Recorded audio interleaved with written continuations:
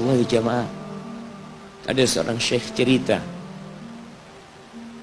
dalam salah satu ceramahnya, cerita tentang seorang dokter perempuan di sana, di Arab sana. Ada seorang anak lelaki bawa ibunya masuk ke dokter ini. Subhanallah, ibunya ini gila. Anak-anak muda belum nikah, dia bawa ibunya. Nanti ibunya tersenyum sendiri, ketawa sendiri. Masuk ke ruang dokter itu, mejanya dokter diputerin sama ibunya. Anaknya minta maaf, ya dok, kata dia, sekali-kali nanti ngeliat di televisi dokter itu ada gambarnya Ka'bah. Ibunya ngomong, nak, kau bukan nak ngomong, kamu bohong mat kau bohong sama ibu. Katanya mau dibawa umroh ibu, kata dia. Nanti diludahin anaknya, digigit anaknya, nanti kerudungnya ibunya terbuka, dipasangin lagi.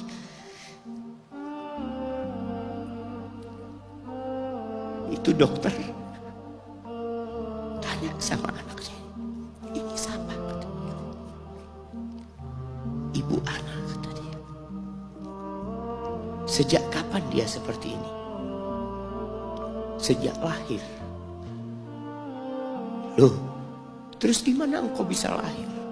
Iya, sama kakek anak, ibu anak dinikahkan, tapi 10 bulan diceraikan. Ya karena seperti ini, anak lahir dari rahim ibu anak. Dan seperti ini kelakuan. Iya, kata dia. Engkau berbakti sama dia, kata dia. Dia kan nggak kenal sama engkau. Iya, dia nggak tahu sama anak, tapi Allah tahu kalau dia ibu anak. Allah tahu kalau dia ibu anak. Anak harus berbakti. Ditanya, ibumu sakit apa? Ibu kena gula, katanya. Kena ini.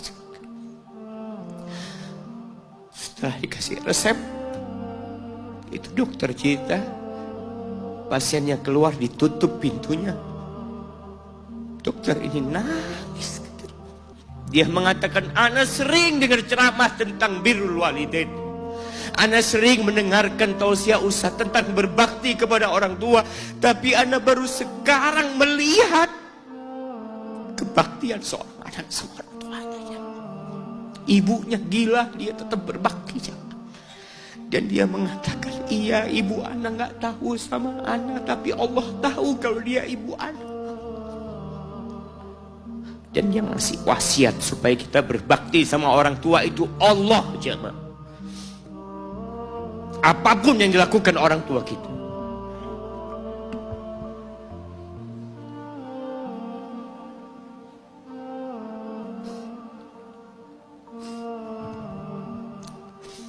apalagi ibu. Allah katakan, hamalathu ummuhu kurha wa wada'athu kurha. Ibu kita, hamil kita itu dalam kondisi yang sulit.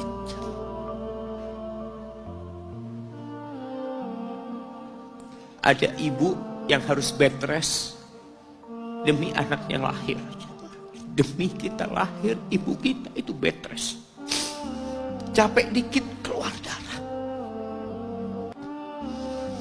Ada yang harus hamil kita dalam kondisi dia ditinggal sama suaminya. Dia harus cari nafkah sendiri. Ada yang harus muntah-muntah demi kita. Allah. Lalu kita berdiri buat ibu kita, capek. Diceritakan seorang, ya kita semua tahu ceritanya, tentang 3 orang yang masuk ke dalam gua. Kemudian gua itu tertutup dengan batu yang menggelinding. Lalu mereka bertawasul dengan amal soleh mereka. Salah satunya yang mengatakan, ya Rabbi, Allahumma, ya Allah, aku punya 2 orang tua. Aku punya 2 orang tua.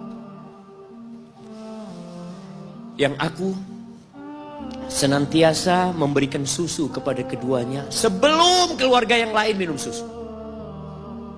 Dia sudah menikah, dia punya istri, punya anak. Pada suatu hari, ya Allah, aku kejauhan cari rumput, sehingga aku balik dalam kondisi orang tua sudah tidur. Maka aku pereskan susu buat keduanya, ya Allah. Allah tahu, tapi dia mau cerita sama Allah. Dia ingin tawasul dengan amal soleh dia. Lalu aku taruh di wadah. Aku datang ke bapak ibuku, mereka tidur. Maka aku berdiri di hadapan kedua. Jamaah, bukankah bisa dia taruh di sebelah meja ibunya susu itu? Dia ambilkan meja, taruh di sana, dia bisa tidur. Dia sudah berbakti sama orang tuanya dengan seperti itu. Tapi anak ini tidak. Aku berdiri, ya Allah, aku gak ingin membangunkan keduanya. Dan aku terus berdiri, aku pegang itu susunya. Sampai mau subuh bangun, aku serahkan kepada kedua. Anak-anaknya nangis minta susu. Kata dia, lah, sampai bapak ibu aku minum. Kalian jangan minum. Kita kadang-kadang sudah menikah lebih peduli sama istri kita, lebih peduli sama anak-anak kita. Nggak ada hadis yang mengatakan anak itu pintu surga, jemaah. Yang ada itu orang tua pintu surga. Kita peduli sama anak-anak kita. Beli oleh-oleh buat istrinya. Ditelepon istrinya mau apa, kepingin apa. Pernahkah engkau telepon ibumu? Tanya, Umi kepingin apa, Umi? Ana lagi dalam perjalanan, Umi. Jamaah, itu anak, Masya Allah, dia berdiri. Kenapa dia kuat, jamaah? Karena dia tahu Allah yang nyuruh dia berbakti. Mungkin tidak ada yang melihat berdirinya dia, tapi Nabi ceritakan berdirinya dia. Dari malam jamaah sampai pagi, berapa jam dia ingat, ibuku hamil aku 9 bulan.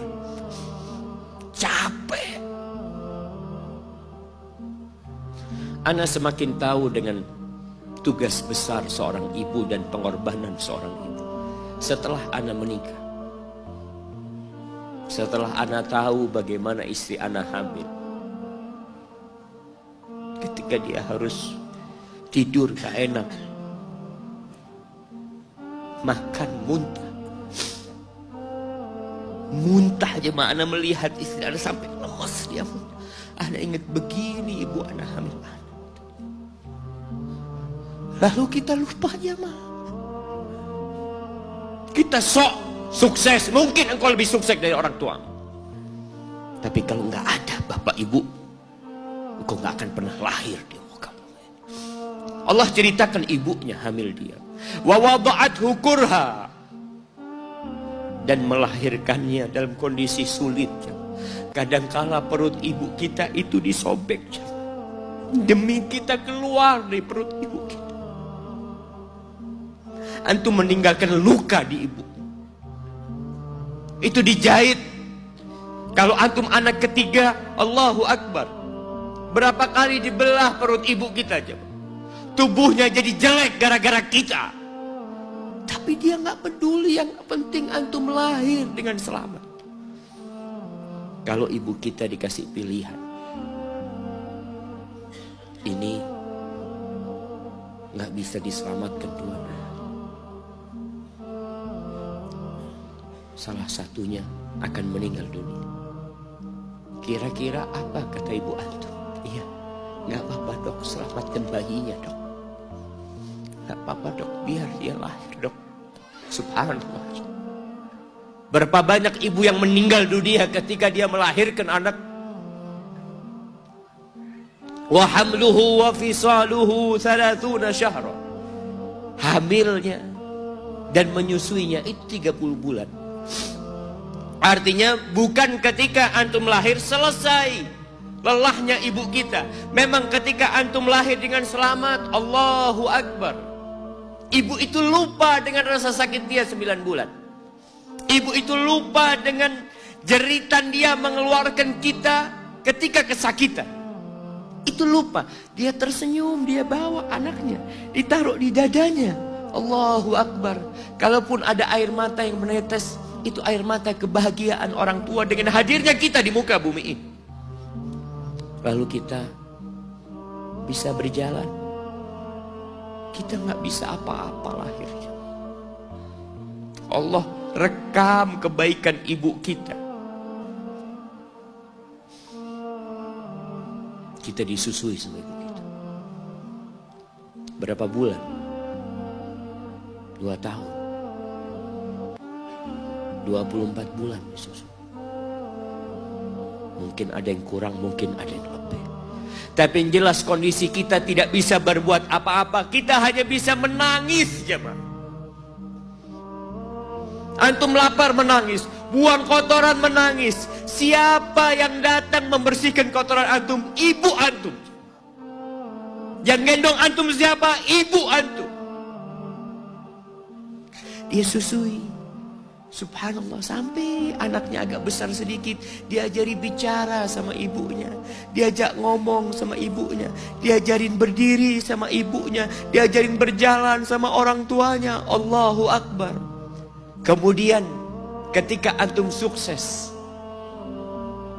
antum berangkat ke luar negeri, antum berangkat ke luar kota, meninggalkan kedua orang tua antum, boleh, asalkan dengan ridho orang tua antum.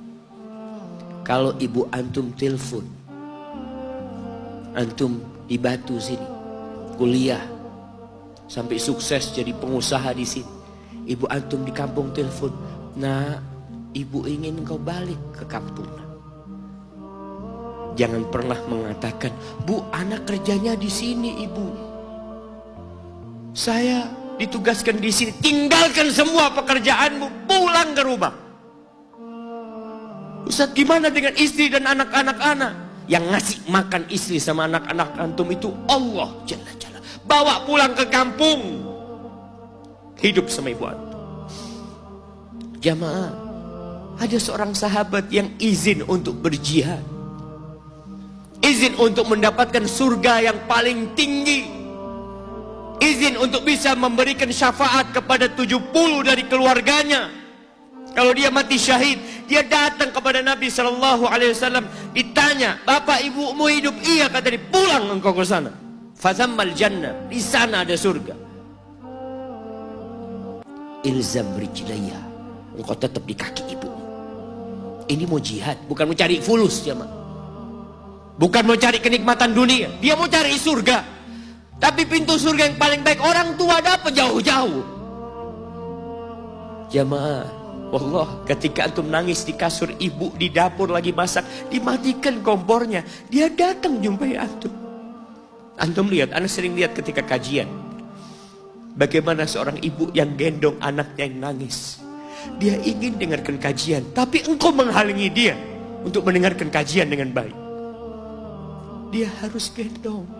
Kadang-kadang nggak boleh deket-deket kajian, yang bawa anak tempatnya lain, dan dia nurut. Engkau ganggu hidup dia dari sejak engkau lahir. Kemudian setelah engkau dewasa, engkau nggak berbakti sama ibu. Lupa dengan wa hamluhu wa fisaluhu 30 syahr. Di masa Umar bin Khattab, ada seorang yang datang kepada Umar mengatakan, ya Amirul Mukminin,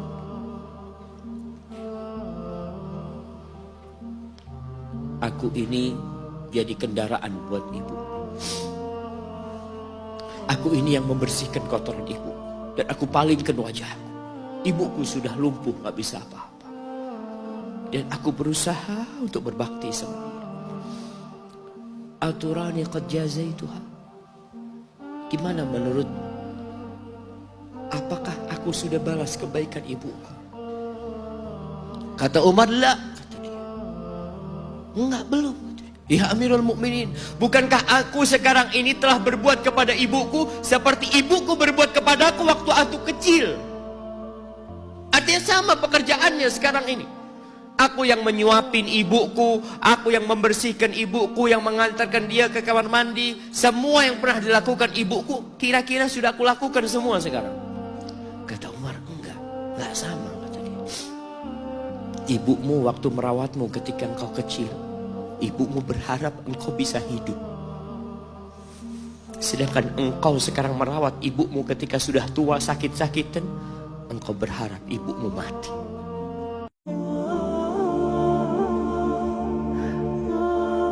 Lalu Ibnu Jauzi berdoa, Allahumma in adzabtani wahdar. Ya Allah, kalau kau besok mengazab aku, jangan kau kasih tahu orang-orang itu. Li'alla yuqal, agar supaya tidak tersebar pembicaraan azaba man da'a ilaih, azaba man dalla ilaih, supaya orang-orang enggak